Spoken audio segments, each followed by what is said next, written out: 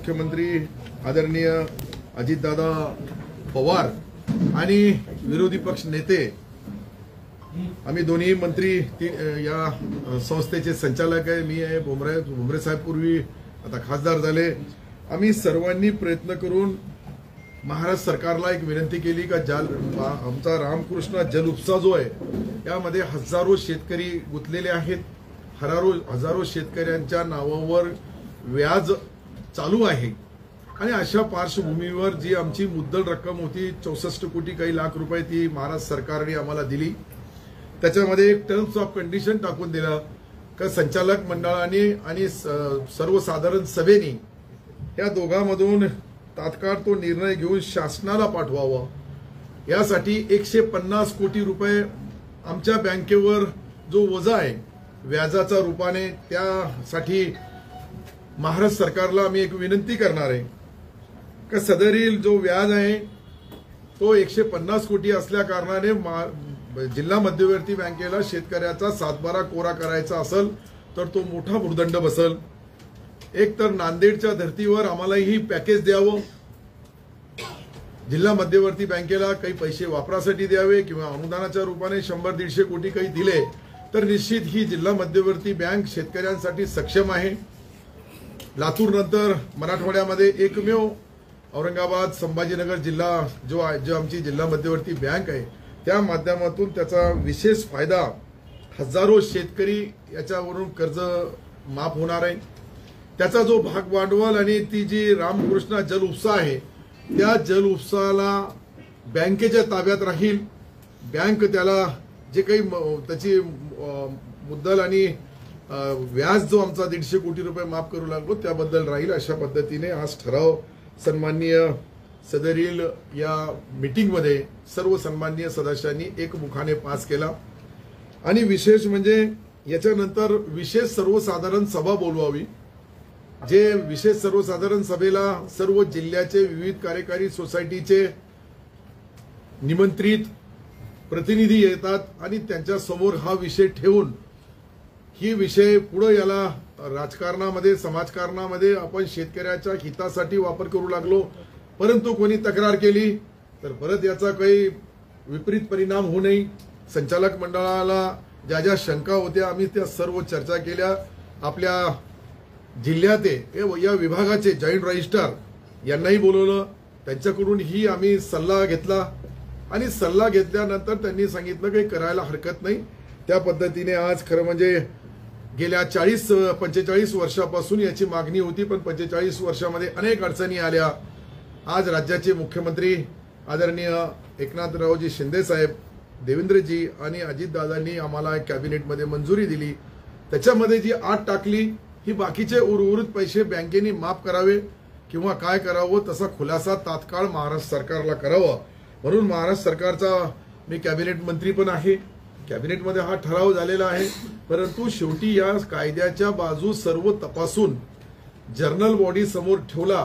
ती विशेष सभा बोलवली तर त्याच्याबद्दल जे आमच्या जिल्ह्याचे या बँकेचे मालक म्हणजे सर्व शेतकरी, विविध कार्यकारी सोसायट्या, नॉन ॲग्री अशा सर्व लोकांना बोलवून त्याच्यामध्ये आम्ही अंतिम निर्णय घेऊ। आणि हे सर्व घेतल्यानंतर याचा परिणाम असा होईल की या बँकेला जे काही आम्हाला आमची वसुलीमध्ये थोडाफार ज्या अडचणी येतात त्याही अडचणी आम्ही बँकेच्या वतीने महाराष्ट्र सरकारला कळवलं की शेतकऱ्याची कर्जमाफी करावी किंवा नाही हे महाराष्ट्र सरकार ठरवल। परंतु बँकिंग व्यवहारामध्ये पुढच्या भविष्यामध्ये बँका शेतकरीची हे पवित्र मंदिर चालवायचं आहे तर शासनाच्या मदतीशिवाय चालणार नाही। म्हणून शासनाला आम्ही अनिष्ट तफावत असेल त्याच्याबद्दल बोललो।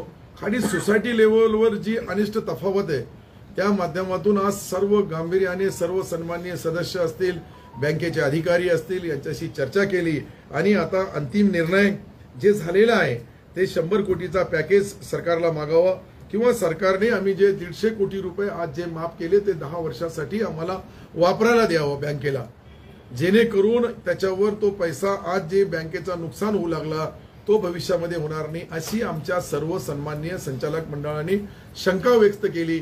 हे माफ करायला जिल्हा मध्यवर्ती बँकेला काही हरकत नाही, कारण की शेवटी ते 65 कोटी आले तर आमच्या रुटीनमध्ये येतील आणि ते शेतकरी बांधवांना किंवा आमच्या नॉन ऍग्री या दोघाला वापरायला मिळते. 150 कोटीचं जे व्याज आहे हो जी जी ते माफी करण्याची योजना नाही. माफी करण्यासाठी बँकेचा संचालक मंडळाला कडे तो विषय आला. महाराष्ट्र सरकारने तशी अटच टाकून दिली का तोपर्यंत तुम्ही बाकीच्या पैशाचा हे लावणार नाही तोपर्यंत तिकडचे पैसे यायला आम्हाला अडचण येईल. परंतु सन्माननीय बँकेचे संचालक मंडळामध्ये ज्या ज्या संचालकांनी ज्या ज्या भावना मांडल्या त्या भावनेप्रमाणे आम्ही अंतिम याच्यावर आलो. याच्यानंतर ही महाराष्ट्र सरकारने सांगितलं की त्यांना 150 कोटी माफ करून टाका, आम्ही तुम्हाला काहीतरी पैसे देऊ. किंवा आज आपण पाहिलं का महाराष्ट्र सरकारने हा जे काही महिलांसाठी 1500 रुपये दर महिना केला त्याचे मोठा बोझ सरकारवर येणार आहे. वीज बिल माफ केली, पुढे वीज मोफत देणार आहे. हे सर्व करताना अनेक अडचणीमधून सरकार मार्ग काढतो. तर ही छोटीशी फिगर आहे 150 कोटीचा काही फार मोठा भार नाही. एक जिल्ह्यासाठी संभाजीनगर जिल्ह्यासाठी तो सरकारकडे आम्ही करणार. मी मंत्री म्हणून त्याचा पाठपुरावा करील, आमदार म्हणून जिल्ह्याचे सर्व आमदार करतील, खासदार महोदयही करतील आणि याच्यामध्ये तो झाला तर निश्चित त्याचा फायदा बँकेला मिळेल. 150 कोटी रुपये माफ करावेत का तुम्हाला वापरायला द्यावेत? नाही, आम्ही माफ केले तर आम्हाला हे 150 कोटी बँकेचे पैसे आहे ना, हे बँकेचे व्याजासहित पैसे इतके झालेले आहे. आता व्याजासहित झालेले आहेत तर याला आता माफ करायचं आज शेतकरी बांधवांना. शेतकरी बांधवाला माफ केलं तर आम्हाला सरकारने तितके पैसे एक तर 100 कोटी रुपये विशेष जसं नांदेडला दिला होता विशेष पॅकेज तसं द्यावं किंवा 150 कोटी रुपये आम्हाला बिनव्याजी 10 वर्षासाठी वापरायला द्यावे सरकारने. अशा पद्धतीने सर्व सदस्यांनी ज्या भावना मांडल्या त्या मी आपल्या समोर मांडू लागलो. 150 कोटीचा जो खड्डा पडणार आहे जी जी तो सरकारने भरून काढावा असं म्हणतो. माझी अशी विनंती आहे, सर्व सदस्यांची विनंती आहे, सरकार याच्यावर विचार विनिमय करेल.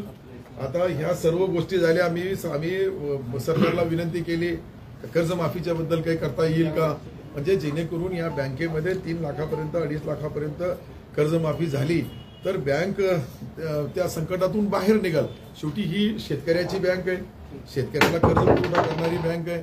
हे शेतकऱ्यांसाठी करतात तर शेतकऱ्यांसाठी सरकार बी अनुकूल असतो. प्रत्येक वेळेस सरकारने आतापर्यंत जे जे निर्णय घेतले ते शेतकरी बांधवाचा हित लक्षात ठेवूनच घेतले. तर तुम्ही आता बोलताना म्हटलं की वीज बिल माफ करणार सरकार, हो कुणाचं आणि कसलं, आणि सरकारची पॉलिसी तयार झाली का आणि कधीपासून लागू होणार? हे पहा, अजितदादांनी कालच तुम्ही ऐकलं असेल का महाराष्ट्राच्या विधानसभेमध्ये उपमुख्यमंत्री महोदयांनी वित्तमंत्री म्हणून जो आमचा राहिलेला जो बजेट होता त्याच्यामध्ये प्रोव्हिजन करताना 1 हाऊस पॉवर पासून तर 7.5 हाऊस पॉवर पर्यंत वीज राहणार नाही, फुकट मिळेल, मोफत मिळेल. बाकीचे जे आकडेवारी आहे, बाकीची आकडेवारी जी आहे जुनी किती आहे, थकीत किती आहे, कशा पद्धतीचे ते आकडेवारी काढू लागले आणि त्याच्याबद्दल मुख्यमंत्री महोदय दोन्ही उपमुख्यमंत्री महोदय अंतिम निर्णय घेतील. परंतु कालच्या घोषणेचा सर्व शेतकरी बांधवांनी विशेष स्वागत केला का पंजाबच्या नंतर कोणता राज्य असेल तर माझ्या माहितीप्रमाणे हे महाराष्ट्र राज्य आहे. त्याला टाइम लिमिट दिलेलं आहे का? टाइम लिमिट दिलेलं आहे का? किती वर्षासाठी राहील माफ?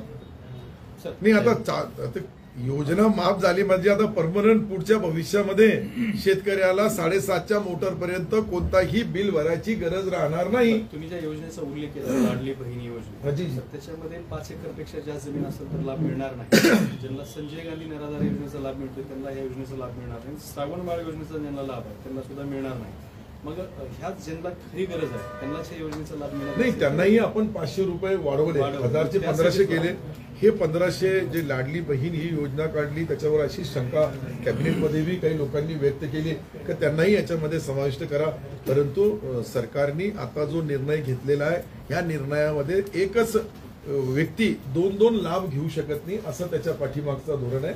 परंतु याच्यावरही सन्माननीय मुख्यमंत्री उपमुख्यमंत्री महोदय अंतिम निर्णय आता घेताना शेवटी कसं आहे, पहिला जो काही घ्यायचा आहे तो समोर ठेवूनच तुम्हाला प्रत्येक बहिणीला समजा 1500 रुपये द्यायचे आहे, दुसऱ्या बहिणीला एक योजनेमध्ये देत असेल तर दुसऱ्या योजनेमध्ये त्याला घेता येणार नाही. जे काही सदर आहे, ज्यांच्याकडे पैसा आहे, ज्यांच्याकडे उत्पन्न आहे, जे काही उत्पन्न कमवतात अशा व्यक्तीला त्याच्यामधून. अल्पसंख्याकांसाठी एक निर्णय घेतला कालच्या बजेटमध्ये. अल्पसंख्याकांसाठी आपण खूप प्रयत्न केले होते तरी बजेट कमी देण्यात आला. त्याचा महाविकास आघाडीला मुस्लिम समाजाने वोटिंग केलं म्हणून बजेट कमी देण्यात आला असं त्यांचं म्हणणं आहे. मी आपल्याला स्पष्ट शब्दामध्ये बोलतो.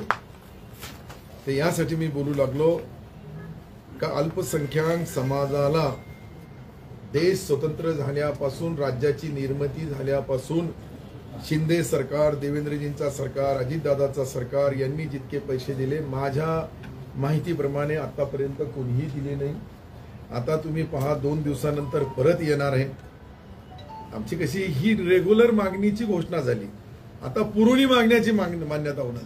पुरवणी मागण्यामध्ये मायनॉरिटीला पैसे देण्यासाठी त्यांनी कोणत्याही गोष्टीला नाही म्हणले नाही.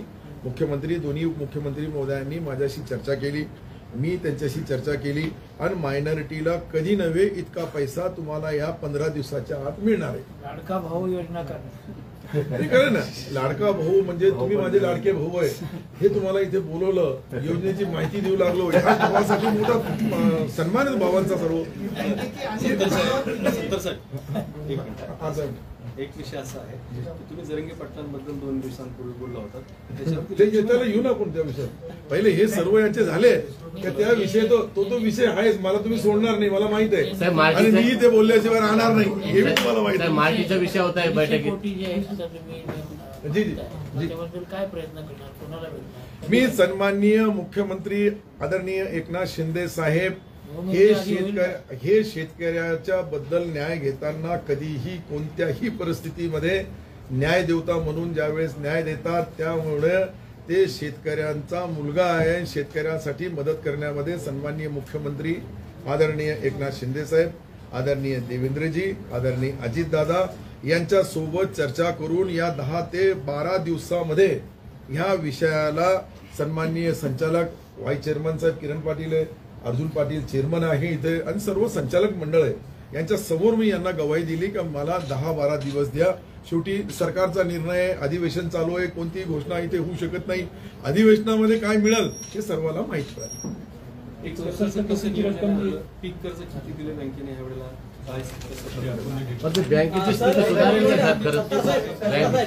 आमच्याकडे जे प्रश्न बँकेचा जर तुम्ही उल्लेख केला अनिष्ट तफावत, तर ती अनिष्ट तफावत किती आहे आणि त्यासाठी सरकारकडनं तुमची मला वाटतं राज्याची अनिष्ट तफावत जी 6,000 काही कोटीची होती पहिले आम्ही जे माहिती घेतली ते देशभरमध्ये किती आहे याचा मला अभ्यास नाही, पण आपल्या राज्यामध्ये 6,000 काही कोटी रुपयाचा पहिले होता, आता 7,000 कोटी झाली असेल. कारण की चक्री व्याज तो चालू असतो ते संस्थेच्या नावावर. आणि सन्माननीय मला असं वाटतं अमित शहा साहेब या 2-3 दिवसामध्ये 4 दिवसामध्ये मुंबईला येणार आहे आणि ते सहकारचे केंद्रामध्ये सर्व महत्वाचा खाता त्यांच्याकडे असल्या कारणाने ते याच्यामध्ये मुख्यमंत्री उपमुख्यमंत्री महोदयाशी चर्चा करून काही अंतिम निर्णय घेतील अशी माझी अपेक्षा आहे. अनिष्ट तफावत जी संस्था लेवलला आहे त्याच्यामुळं बँक चालवण्यासाठी अनेक अडचणी येतात, त्या अडचणी दूर करण्यासाठी आम्ही त्यांना नम्र विनंती केली. अंतिम निर्णय घेणं त्यांच्या हातामध्ये आहे, पण आम्ही प्रस्ताव देणार. बँकचा आज 18 कोटी रुपये कधी नव्हे या 30 वर्षामध्ये पहिल्यांदा 18 कोटी नफ्यामध्ये आपली बँक आली. आदर्श घोटाळा आल्यानंतर सर्व डिपॉझिट आमची वाढली, तेही आमची इकडे लोकांचा विश्वास. शेवटी हा शेतकऱ्याचा पवित्र मंदिर आहे ही बँक आणि या बँकेचा भागभांडवल हे सर्व आपण एकंदरीत पाहिलं तर मला असं वाटतंय की या वर्षी 18 कोटी रुपये निव्वळ नफा आम्हाला मिळणार आहे. आणि त्या माध्यमातून बँकेची परिस्थिती जे आमचा वसुली कमी होती त्यासाठी आम्ही शेतकरी बांधवांच्या वतीने विनंती केली सरकारला. आता सरकार निर्णय घेणं, आम्ही कॅबिनेटमध्ये सर्व मंत्र्यांनी आपापल्या पद्धतीने आपल्या भावना मांडल्या. त्यामध्ये एक मागणी आमची जी आहे MSCBची महत्वपूर्ण शेतकऱ्याला विद्युत पुरवठा दिवसा करावं, नंबर 1. नंबर 2 त्यांना माफी द्यावी, पुढे कोणत्याही परिस्थितीमध्ये त्यांना हे फ्री ऑफ चार्ज 7.5ची मोटरपर्यंत शेतीसाठी वापरायला मिळावी. हे महत्वाचा निर्णय आहे आणि तो निर्णय महाराष्ट्र सरकारने आता जो मान्य केला त्याच्यानंतर जी परिस्थिती निर्माण होईल या परिस्थितीनुसार जो आमचा नफा आहे त्या नफ्याच्या माध्यमातून 18,76,00,000 रुपये इतका आम्हाला निव्वळ नफा बँकेला झालेला आहे. अजून हे 65 कोटी आल्यानंतर ही रुटीन झाली तर बँकेची परिस्थितीमध्ये सुधारण्यामध्ये महाराष्ट्र सरकारचे आता मूळ जी रक्कम आहे साहेब ही 64 कोटी रुपये तुम्हाला सरकारनं देऊ केले जी, म्हणजे 150 कोटी तुम्ही त्यांना मागताय, नेमकं म्हणजे ही 150 कोटी म्हणजे हे 64 धरून आहेत की कसे? नाही कसं आहे 150 कोटी मी 2 मिनिटात क्लिअरिफिकेशन देतो. आमच्याकडे टोटल आमचा व्याज जो आहे टोटल मुद्दल 64 कोटी आहे, ती सरकारने दिली. व्याजच्या बाबतीत बँकेला निर्णय घ्यायला सांगितलं, ते 150 कोटीचा आम्ही आज निर्णय घेण्यासाठी आलो होतो. परंतु अनेक संचालक 150 कोटी झालं. हा 150 कोटी व्याज आहे आता 40 वर्षामध्ये साहजिक आहे. म्हणजे हा तो 150 कोटी रुपयाच्या साठी आम्हाला आता सरकारने एक आदेश दिला. सहकार खात्याने आम्हाला जे दिला सरकार, महाराष्ट्र सरकारने एक आदेश दिला. त्या आदेशामध्ये स्पष्ट सांगितलेलं आहे GR मध्ये, एक तर आपण आपल्या संचालक मंडळाची मीटिंग बोलवा किंवा पब्लिक विशेष सभा बोलवा आणि त्याच्या माध्यमातून याच्यामधला अंतिम निर्णय घ्या. तर अंतिम निर्णय घेण्यासाठी आम्हाला जी अडचणी आल्या, कारण बँकेला 150 कोटी रुपये माफ करावं लागेल. साहेब, संचालक जयस्वालच्या जागेवर कोणाला नाही, बसवणार? नाही, एक मिनिट हे क्लिअर होते ना मित्र, हे महत्वाचं आहे. सर, हे 64 कोटी जे आहे मुद्दल ते कर्ज रूपाने शासनाने आपल्याला दिलेलं आहे. नाही, 64 कोटी आम्ही जे कर्ज दिलं होतं मूळ त्यावेळेस ते ती रामकृष्ण जल उपसा आदरणीय बाबाच्या काळामध्ये ती झाली. सुरेश पाटील सर्व होते ते. ओके. 64 कोटी जे आहे ते कर्ज रूपाने आपल्या सभासदांकडे आहे, शेतकऱ्यांकडे, आणि त्यांनी ते परतफेड केले नाही. योजनेचं जे काही पद्धती झालेलं आहे तर त्या 64 कोटीवर हे 150 कोटी रुपयाचं व्याज त्या शेतकऱ्याकडे आहे. एकदम ते कर्ज फेडू शकत नाही. ते मुद्दल मिळून व्याज 150 कोटी झालं असं नाही, हे 64 वेगळे आहे.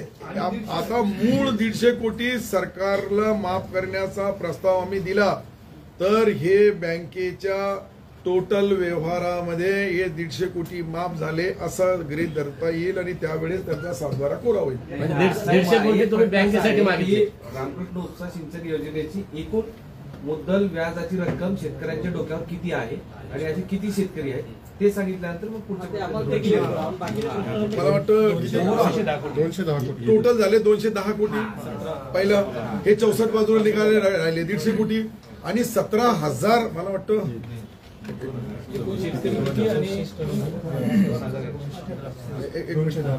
एक 64 कोटी 26,69,000 रुपये, 59,000 रुपये बरोबर आहे. त्याला संस्थेचा व्याज आला 145 कोटी 27,90,000 आणि एकूण व्याज झाला 2,95,000 व्याजासहित 49 लाख बरोबर आहे. याच्यामधून 64 काढले 51 राहतात, 151 म्हणजे 150 कोटी राहतात.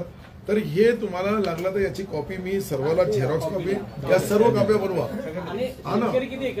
जी 2100 असेल मला वाटतं. एकूण मानसिकता काय झालेली आहे की या उपसा सिंचन योजनेचा जो ओझं आहे सातबाऱ्यावरचं जी जी ते क्लिअर करायची इच्छा आहे का फक्त सरकार जर म्हणलं तरच करायचंय? तुमची मानसिकता काय? माझी प्रामाणिक मानसिकता आहे का शेतकरी बांधवांचा सातबारा कोरा व्हायला पाहिजे, माझी मानसिकता. परंतु संचालक मंडळामध्ये सन्माननीय संचालकांनी जे काही बोललंय त्याचा एक एंट्री करावी लागते, त्याचं मत त्याच्यामध्ये नोंदावं लागतं. याच्यानंतर मी 10-12 दिवसामध्ये परत सरकारकडून याचा अंतिम निवाळा करेल आणि अंतिम एकदा झाला, समजा आता रामकृष्ण बाबाचा मुलगा अप्पासाहेब त्याची इच्छा आहे तात्काळ करा, डॉक्टर दिनेश आहे त्यांची इच्छा आहे तात्काळ करा. मी बोलू लागलो राम हरी परिणाम भोगावे लागतील. आता नाहीचं नाव मी आज सांगणार नाही, जे नाही बोलतील ते तुमच्या समोर येतील. अपेक्षा आहे का की केंद्र सरकारने जसं 64 कोटी रुपये दिले राज्य सरकारने, तर आणखी काही थोडीफार मदत करावी असं मला असं वाटतं का सरकार करेल अशी मला अपेक्षा आहे. शेवटी मी बँकेचा बी प्रतिनिधी आहे सरकारमध्ये, कॅबिनेट म्हणजे तुम्हाला एकनाथ शिंदेकडून जास्त अपेक्षा आहे. येस सर करा ना. आता 9 रत्न होते, एक कमी झाले, 8 रत्नामध्ये मी आहे. एक रत्न मी दिल्लीला पाठवतो. कधी होता पालकमंत्री? मला ज्या वेळेस मुख्यमंत्री सांगतील व्हा पालकमंत्री तर कोण नाही म्हणणार, पण त्यांनी बोलायला पाहिजे. मालकाचा कोणी मालक नसतो, मालक मुख्यमंत्री महोदय आहे आणि ते ज्या वेळेस ठरवतील, ज्याला ठरवतील तोच होईल. पालकमंत्री पदासाठी तुम्ही मुख्यमंत्र्यांना काही विनवणी केली आहे का? तुम्ही भेटला तसं कळालं नाही? भेट तर आमची रोजच होते. मी कॅबिनेटमध्ये काल कॅबिनेट झाला आमचा, रोज भेट होते. पालकमंत्री म्हणून आज त्या विषयावर सर्वात पहिले आमची मागणी होती कर्जमाफीच्या बद्दल काही निर्णय घेता येईल का, वीज बिलाच्या बाबतीत काही निर्णय घेता येईल का, आणि महिलांसाठी काही देता येईल का, युवांसाठी काही देता येईल का. अशा अनेक मागण्या होत्या. अनेक मागण्यामधून काही मागण्या सन्माननीय मुख्यमंत्री उपमुख्यमंत्री दोन्हींनी मंजूर केल्या आणि त्याचा परिणाम बरोबर भाजप सुद्धा लॉबिंग करत आहे. भाजप सुद्धा लॉबिंग करत आहे. अधिकार आहे का? दोन नावं मिळाले. शंभूराज देसाई आणि उदय सामंत सुद्धा होणार आहे. फिल्डिंग आता जायचं. ऐका ना, माझा स्पष्ट शब्द आहे की हा जो आहे हे सन्माननीय एकनाथ शिंदे साहेबाच्या वाट्याला आलेला संभाजीनगर औरंगाबाद जिल्हा आहे. दुसऱ्याची चर्चा करण्याची गरज नाही. हमारे अंगना में तुम्हारा सीधा सीधा है वो. हमारा कोई भी होगा 8 रत्न है अभी हम. जिल्ह्यातच पालकमंत्री एवढं तर ठाम. मला तर वाटतं की जिल्ह्यातच करायला पाहिजे. सत्तारच करावं. सर आपका हो गया सब. अरे बात तो बरोबर आहे करने की देते नाही? जाओ ना यार प्रॉपर. जब और कितने दिन बचे? 100 दिन. हा जो पालकमंत्री बी 100 दिवसाचा राहणार आहे. सरकारचा कार्यकाळ फक्त 100 दिवसाचा राहिलेला आहे. पुढच्यासाठी आम्ही पुन्हा येऊ. पण मंत्रिमंडळ विस्तार झाला तर पुन्हा एकदम रेसमध्ये येईल ना पालकमंत्री. रेसमध्ये होईल का 100 कोणाला ऐका ना, कोणाला द्यायचं कोणाला नाही द्यायचं हे सर्व मुख्यमंत्री ठरवतात. विस्ताराची आणि- शक्यता वाटते का तुम्हाला? मला ते बी मुख्यमंत्रीच ठरवतात. तर मला आपल्याकडे पोट शिवून असलेले काही लोक आहेत. व्हायचं तर होईल, पण तुम्हाला होण्याची इच्छा आहे. कशी इच्छा राहणार नाही? हा ना. अरे बाबा, कधी असतं तुम्ही हा ना. हा यार, इच्छा कशी राहणार? मला आता पालकमंत्री होण्याची बी इच्छा नाही राहणार. कसं पालकमंत्री? सत्तर साहेब, तुम्ही तुमची इच्छा व्यक्त करता, पण काही लोकांनी अनेक वर्षापासून पोट शिवून घेतलेले आहेत. त्यांची इच्छा कधी का? मी याच्याबद्दल बोलणं उचित होणार नाही. बोला पुढचा. तुमचं असं आहे की तुम्हाला राजकारणातलं सत्ता समीकरणातलं वारं कळतो. आणि वारं बरोबर लक्षात आल्यानंतर तुम्ही तिकडे तोड करून उभे राहा. मी विधानसभेच्या नंतर टोपी काढल. तुमचा कार्यक्रम भविष्यात काय काँग्रेसमध्ये असणार जाणार आहे आहे का? ते पण सांगा ना मी जरा. काय बोलू लागलो? काँग्रेसमध्ये जाण्याची शक्यता आहे असं एक चर्चा. लक्षात घ्या, माझा स्टेटमेंट मी स्पष्ट दिलेला होता. आताही देतो, तुम्हाला लागला तो रिपीट करतोय. जोपर्यंत एकनाथ शिंदे साहेबाचा विश्वास अब्दुल सत्तारवर आहे तोपर्यंत धनुष्यबाण मला 101% माझी निशाणी आहे.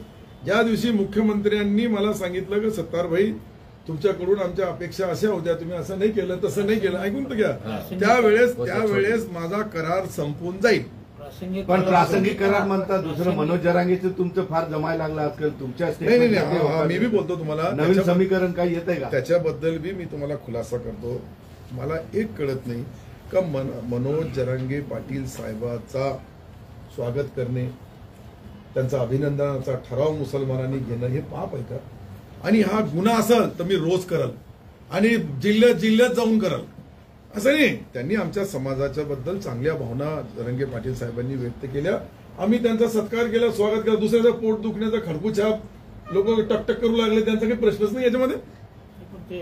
मी स्पष्ट बोलू लागलो, खडकूछाप असं नाही. एक लक्षात घ्या पत्रकार महोदय, ह्या ज्या गोष्टी असतात त्या गोष्टी मी जरांगे पाटलांचा आमच्या समाजातर्फे जो आयुक्तालयाच्या कार्यालयामध्ये अभिनंदनाचा ठराव केला त्याला मी आजही छाती ठोकपणाने बोलतो.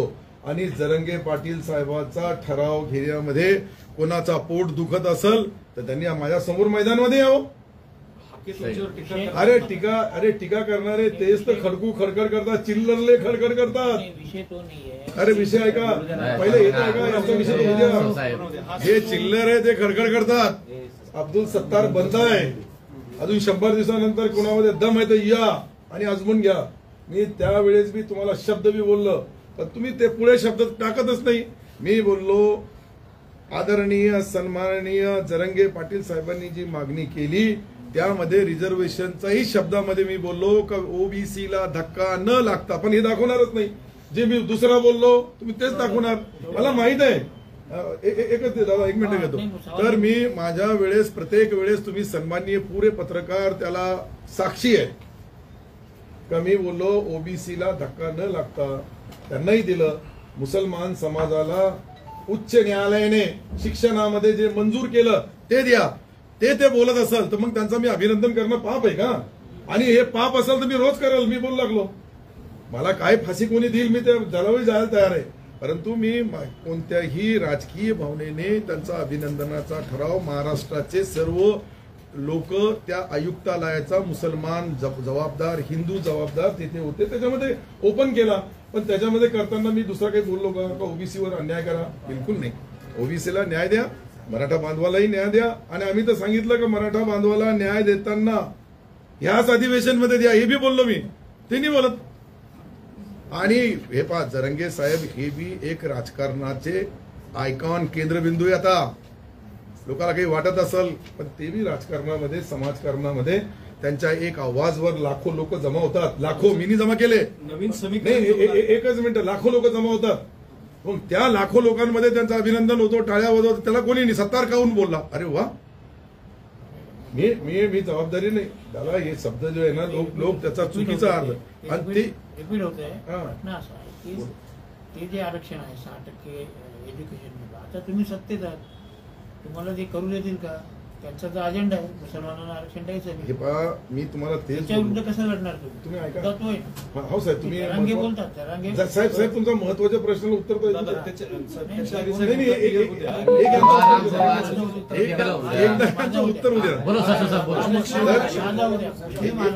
आरक्षण मिलेगा क्या आपके? पहिले तुम्ही दुसरे तो सुनका तो. ऐसा मत करो यार भाई, एक एक तो- कोणाला तरी पत्रकार बांधवाला माझी हात जोडून विनंती आहे का आपण, मी सर्व प्रश्न, तुमचा एकही प्रश्न जोपर्यंत शेवट समजत नाही, माझा कुठेही तुम्ही काही लावणार, तेल नमक मिरची लावून त्याची कुठे मार्केट करायची तेही करून घ्या, पण मी सत्य बोलणारा माणूस आहे. मी आताही सांगतो जबाबदारीने का आम्ही मुख्यमंत्री, उपमुख्यमंत्री महोदयाला समाजाच्या भावना कळवल्या. उच्च न्यायालयाचा जो निर्णय झाला होता तोही एज्युकेशनच्या बाबतीत कळवलं. आणि त्याच्यावर बी त्यांनी निर्णय देताना मी अजून एक शब्द बोललो, आताही बोलतो तुमच्या समोर, का ज्या वेळेस निजाम सरकार होती त्यावेळेस बी आम्हाला इतका निधी नाही मिळाला जितका निधी शिंदे सरकारने, देवेंद्रजीने आम्हाला, अजितदादांनी दिला. याचाही तुलनात्मक आपण अभ्यास करा ना, का राज्याला ज्या वेळेस मुस्लिम समाजाला न्याय देताना हे सरकार हिंदुत्वादी आहे, मी त्याला मानतोय की हिंदुत्वादी आहे, त्याच्यामध्ये कोणाला बोलायला शंका नाही, परंतु त्यांनी आमच्या समाजावर बी अन्याय केला नाही. याच्यासाठी मी त्यांचा अभिनंदनाचा ठराव तिथे बी घेतला. आणि का नाही घ्यायला पाहिजे? ज्या सरकारने आम्हाला मदत केली, एखादा विशेष नेता आमचा समाजाची मागणी करत असेल तर मी त्याचं अभिनंदन करणं हे चूक नाहीये. पण काही जे खडखड करू लागले, खरकुचा, त्याचं मी उत्तर देईल. चला बोला. मुस्लिम आरक्षण सर, मुसलमानों का आरक्षण का क्या है बात? आरक्षण का निर्णय हुआ क्या आपकी सत्ता? सत्तर साहेब आपकी सत्ता जब तक है, एक मिनट, निर्णय हो सकता क्या? निर्णय अपेक्षा रखना, पत्थर उछालना पड़ता है, आसमान को छेद होएगा उसकी परवाह नहीं करते हम. लेकिन हमने जो मांगनी करे वो मांगनी हमारी है और वो होगी और उसको आगे न्याय मिलेगा, ये हमारी अपेक्षा है. मैं जो समाज में आए, हर समाज को अपने अपने समाज का स्वाभिमान रहता है, लेकिन उसके संगात संगात बाकी के समाज का भी सम्मान करना पड़ता है और वो सम्मान के संगात करने की हमारी अपेक्षा है. मैंने वहां बताया आपको कि 1 नंबर का हिंदू भाई हमारा बड़ा भाई है, उसके बाद में दलित भाई 2 नंबर पे, आदिवासी भाई 3 नंबर पे, हम 4थे नंबर पे.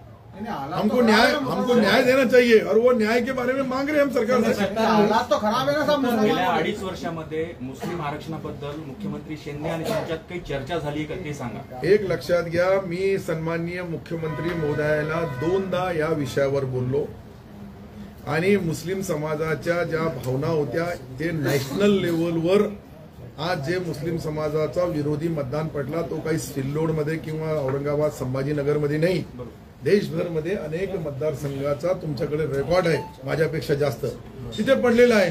त्याला काही एकट्याला, परंतु एक समाजाला न्याय मागण्याचा अधिकार आहे आणि मी तो माझ्या पद्धतीने त्या कॅबिनेटमध्ये प्रत्येक वेळेस जे मला बोलायचं आहे ते मी बोलतो. मुख्यमंत्री महोदयाला बोलतो, उपमुख्यमंत्री महोदयाला बोलतो. 30 कोटी रुपयाचे 500 कोटी असेच झाले का ते मी बोललो, मी ते प्रस्ताव आणला.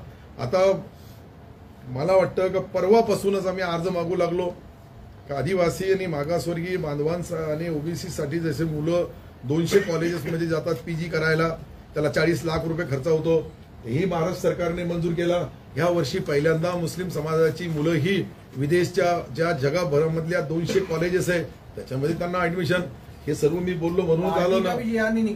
मार्टी का भी जीआर आने वाले 2 कैबिनेट के अंदर हो जाएगा, एक ही जिसमें पूरे कर लेंगे तो बोलेंगे फिर ये सरकार हिंदुत्वादी है का मुसलमानवादी है, तुमको ही बोलने के लिए तेल नमक मिर्ची लगाएंगे. पण आता आरक्षणावरून आरक्षणावरून संबंध राज्याचं राजकारण असेल, बरोबर, समाजकारण बरोबर. निघालेलं आहे. जी मराठा समाज एकत्रित झाला जरांगे पाटलांच्या पाठीशी, ओबीसी समाज एकत्रित होतोय हाके आणि नवनाथ वाघमारेंच्या पाठीशी. आता मुस्लिमांच्या आरक्षणाची सुद्धा मागणी येते, तर मुसलमानांनी एक व्हायला पाहिजे की नाही? मुसलमान एक कसे होतील? कारण एकीशिवायचं राजकारण पुढे होणार नाही. एकी असेल तर काय पदरात पाडून येते हे तुम्हाला वेगळं सांगण्याची गरज मला जरांगे व्हावं लागेल. यांनी एक महत्वाचा प्रश्न जे बोलले त्याच्याशी मी सहमत आहे. ही एकी तुम्ही सकाळी फजर की नमाज के बाद जो लाइना लगे था देखे नहीं आपने? कमाल होगी. मुस्लिम समाजाने ज्या एकीने मतदान केलं ते काही लपलेलं नाहीये. 2-5% सोडले आमच्यासारखे, तर बाकी सर्व एक लाईन मध्ये जुडलेले. मी बी जुडून जाईल कधी. चांगली गोष्ट आहे लाईन मध्ये जुळले, पण ती लाईन कुणाचं भलं करून गेली हे सुद्धा पाहणं गरजेचं आहे. ही लाईन जे मी बोलू लागलो, ओबीसी बांधो हे मराठा बांधव एक मोठा भाऊ आहे, ओबीसी बांधव छोटा भाऊ आहे, आणि त्याच्या आजूबाजूची लाईन सर्व जोडली तर एकनाथ शिंदे साहेब याच्यावर उपाय काढणार, रामबाण औषध काढणार. मी तुम्हाला गॅरंटीने सांगतो का याच अधिवेशनमध्ये याचा काय राहील ते त्यांच्या मुखातून विधानसभेमध्ये घोषणा करतील अशी माझी अपेक्षा आहे.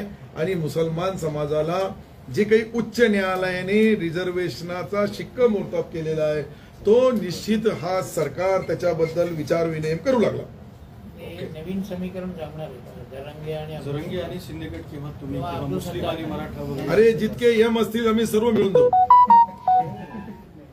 फक्त यम प्रयत्न सुरू आहेत कसं? फक्त यम. आता यांनी जे विचारलं तेच बोलावं लागेल. मी दुसरा बोललो होतो परत त्याला एक तरी नवीन फाटा उठल. मग काही लोकांचे बाप तज्ञ होते, जस्टिस होते, ते मला सांगाल याचा अर्थ याला कळतं का? मी तर साधा सिंपल टोपी रुमालवाला पुढारी आहे. परंतु एक मला मी एक बोलतोय त्या जरंगे पाटील साहेबांच्या मागणीचा विचार गांभीर्याने महाराष्ट्र सरकार करू लागला.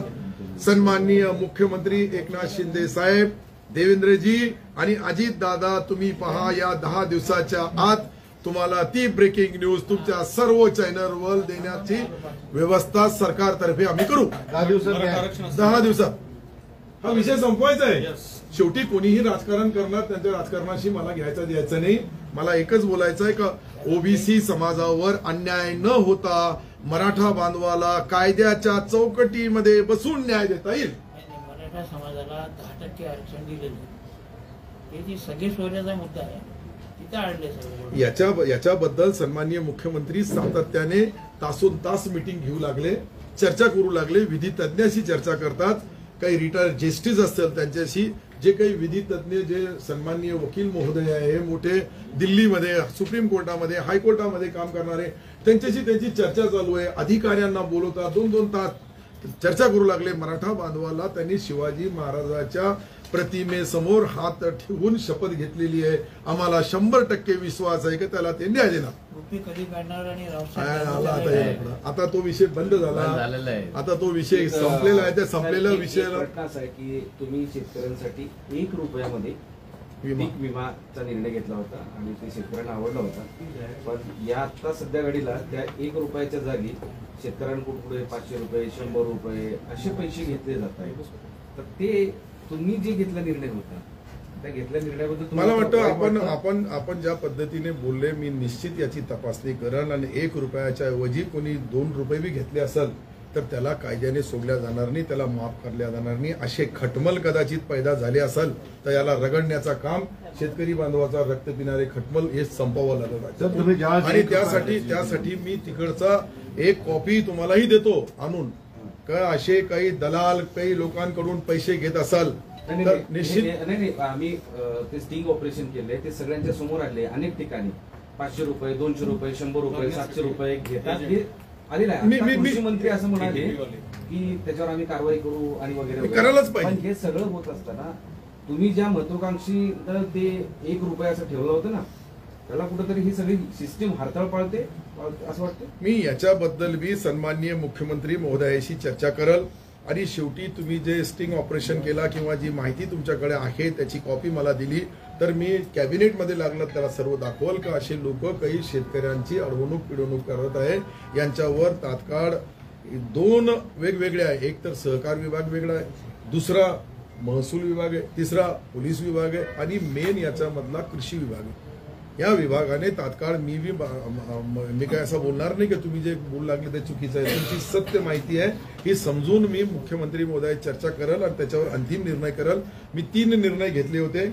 एक निर्णय जो होता तुम्हाला सर्वांना माहित आहे की स्वर्गीय गोपीनाथरावजी मुंडे साहेबांच्या नावाने जी अपघात योजना होती त्या योजना अनेक लोकांच्या अडीअडचणी दलालाच्या माध्यमातून चालते, आम्ही बंद करून टाकलं आणि डायरेक्ट कृषी विभाग तो शेतकरी अपघात झाला त्याला द्या.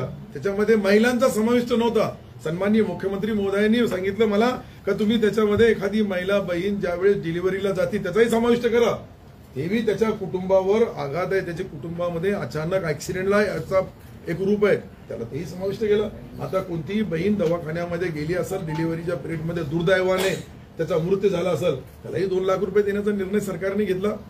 त्याच्यानंतर मी बोललो होतो की केंद्र सरकार ज्या पद्धतीने 6,000 रुपये देतोय त्या पद्धतीने सन्माननीय शेतकरी महोदयांचा, शेतकरी बांधवांचा, त्या भावांचा जो रक्त जाळतो, घाम गाळतो, कष्ट करतो त्याला 6,000 रुपये महाराष्ट्र सरकारने बी द्यायला पाहिजे. हे मी निर्णय घेतला. त्याची अंमलबजावणी चालू आहे. 12,000 मध्ये त्यांचा सन्मान व्हायला पाहिजे. शेतकऱ्याला आपण जो खातो तो पिकवतो म्हणून आपण खातो. त्यांनी नाही पिकवलं तर काय हाल होतील. तर 1 रुपया ज्यावेळेस विमा झाला त्यावेळेस 1 क्विंटल जरी असेल तर त्याला कमीत कमी 1,000 रुपये मिळावा असा नियम आहे. पण आता शेतकऱ्यांना विम्याचे 50 रुपये, 35 रुपये, 70 रुपये असे पैसे कसे काय येतात? हे तुम्ही जे महत्वाच्या प्रश्नाला वाचा फोडली. मी माझ्या वेळेस बी तसा निर्णय आला होता आमच्या समोर. त्यावेळेस कायदा नव्हता. आपण कायदा केला होता का 1,000 पेक्षा कमी कोणालाही शेतकरी बांधवाला नुकसान दिल्या जाणार नाही. खरं म्हणजे त्यांच्या विरुद्ध पोलीस केस गुन्हा दाखल करायला पाहिजे त्या कंपनीच्या विरुद्ध. या कंपन्यावाले शेतकऱ्याची अडवणूक करत असेल तर कंपन्यावाल्यांच्या बद्दल 3 मिटिंगा झाल्या साहेब, आमच्या 4 मिटिंगा झाल्या. 4 मिटिंगाच्या नंतर मुख्यमंत्री महोदयांनी परवाच पुऱ्या बँकिंगवाल्याला बोलवलं का तुम्ही ज्या पद्धतीने शेतकऱ्याची अडवणूक करत असाल त्या नॅशनलीज असेल का जिल्हा मध्यवर्ती बँका असेल त्यांनी कधी शेतकऱ्याचा लोन पास करायला अडचण आली, त्यांनी कदाचित शेतकऱ्याला मदत करण्यामध्ये जे आपण 1 रुपयाचा विमा भरतो आणि सरकारच्या माध्यमातून त्याला नुकसान भरपाई महिने 3 महिने 4 महिने 6 महिने मिळत नाही, तात्काळ मिळायला पाहिजे. हेही निर्णय मुख्यमंत्री महोदयांनी दिला. आणि हे सर्व करताना काही त्याच्यामध्ये जाचकाठी कंपन्यावाल्या त्यांच्या पद्धतीने ते मागणी करतात. त्याच्यावर अंतिम निर्णय मला वाटतं केंद्र सरकारकडे दोन्ही उपमुख्यमंत्री आणि मुख्यमंत्री जाणार आहे आणि याच्यावर अंतिम हे करणार आहे की आपण जे विमा भरतो त्या विमाधारकाला 10 दिवस 15 दिवसामध्ये त्याचे 25% अग्रिम मिळावं आणि राहिलेले पैसे मिळावे. दुधाचा प्रश्न चिघळला. बरोबर आहे. हे बी महत्वाचं. 5 रुपये अनुदान पुरेसं नाही ते फेल गेले. सरसकट 40 रुपयाचा भाव द्या. आता फेल गेलेली नाहीये ती. 1 लिटरला ऐका ना दादा, 1 लिटरला 5 कोणाकडेही 25 लिटर 30 लिटर मिळतो. सरकारने हे त्यांना मदत केलेली आहे जोपर्यंत ते रेग्युलर होत नाही. आता सोयाबीनला भाव नव्हता, बाकी का त्यालाही 5,000 रुपये देण्याचा आम्ही निर्णय घेतला. तोही आता येणाऱ्या महिन्यापासून जे अडचणीमध्ये आलेले सोयाबीन पिकवणारे शेतकरी, मला माहित आहे मी या मुवमेंटमध्ये गेल्या 43 वर्षापासून काम करतोय. कोण काय बोलतो त्याच्यापेक्षा मी जे करतोय त्याच्यामध्ये काही चुकत असेल तर कान धरून मी माफी मागल. शेवटी माणूस आहे, चुकू शकतो. परंतु ज्या प्रामाणिकपणाने या राज्याचे मुख्यमंत्री काम करतात 18 घंटे 15 20 घंटे त्यांचंही मूल्यमापन करायला पाहिजे. त्यांनी काही चूक केली तर आम्हालाही फासावर लटकवा. पण ते एक अचूक काम करणारे पहिले मुख्यमंत्री पाहिला मी की शेवटच्या गरीब माणसापर्यंत जुडलेला आहे. आणि हे सर्व करताना बाकी काही अडचणी येतात ना. तेव्हा सरकारने एखादी योजना आणली, 5 रुपये आणला, त्याच्यामध्ये पर्यायी मुख्यमंत्री महोदयांना लोकांनी परवाच भेटले, विखे पाटील साहेब होते, ते म्हणजे 10 रुपये करता येईल का त्याचंही कॅल्क्युलेशन केला. आता राज्याच्या उत्पन्नामध्ये ही 20,000 कोटी रुपयाची तूट आहे बजेटमध्ये. आता तुम्ही त्याच्यामध्ये सर्व करताना हे पाहावं लागतं. आणि शेतकरी बांधवाला जितकं दिलं ते माझ्या माहितीप्रमाणे समुद्रातून एखादा तांब्यावर पाणी आणून त्याची कर्जमाफी केली किंवा वीज माफी केली तर त्याच्या घशामध्ये टाकलं हे पाप नाहीये.